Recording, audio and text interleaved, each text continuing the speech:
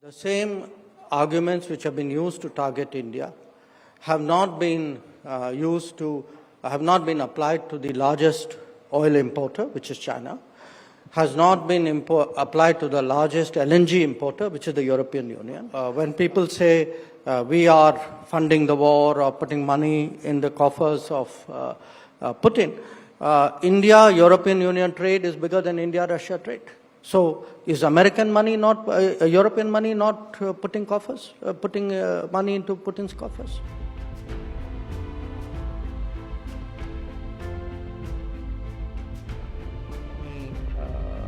Development that which is happening in the U.S. The UN is a testimony to the agreed principles and shared objectives. The same arguments which have been used to target India have not been applied to the largest oil importer, which is China, has not been applied to the largest LNG importer, which is the European Union. When people say we are funding the war or putting money in the coffers of Putin, India-European Union trade is bigger than India-Russia trade. So is American money not, European money not putting money into Putin's coffers? So, and if you look even at trade, look at countries You say they are getting more from Europe than from us? Is that the point? The overall Russia-EU trade is bigger than Russia-India trade. So my point is, look, if the argument is energy, there are bigger buyers.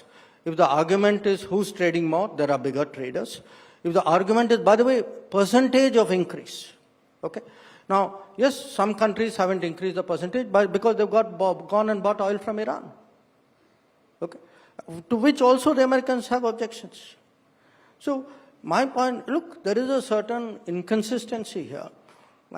And if you look even at exports, I mean, India's exports to Russia have grown, but not that much.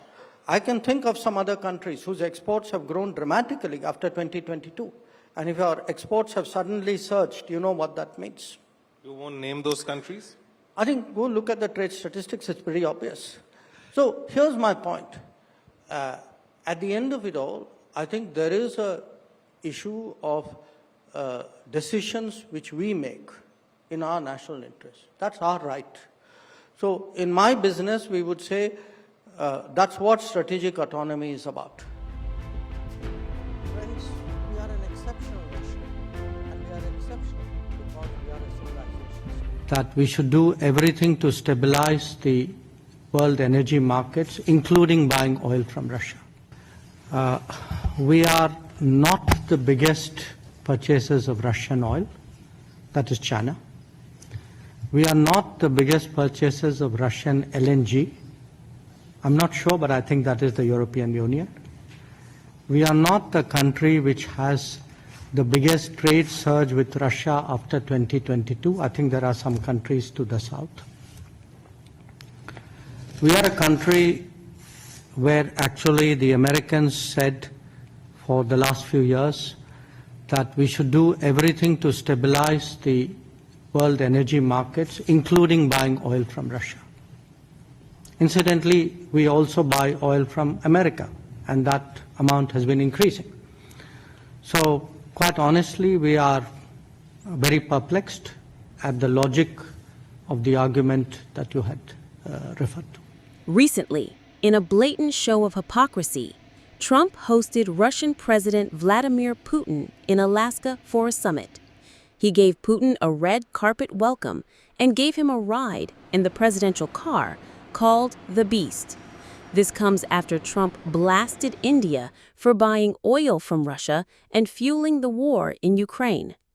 Meanwhile, India has held crucial meetings with China and Russia and building strong and better ties with the nations. Could the developments lead to a Russia-India-China bloc? Will the bloc fight against Trump's illogical acts? We'll have to wait and watch.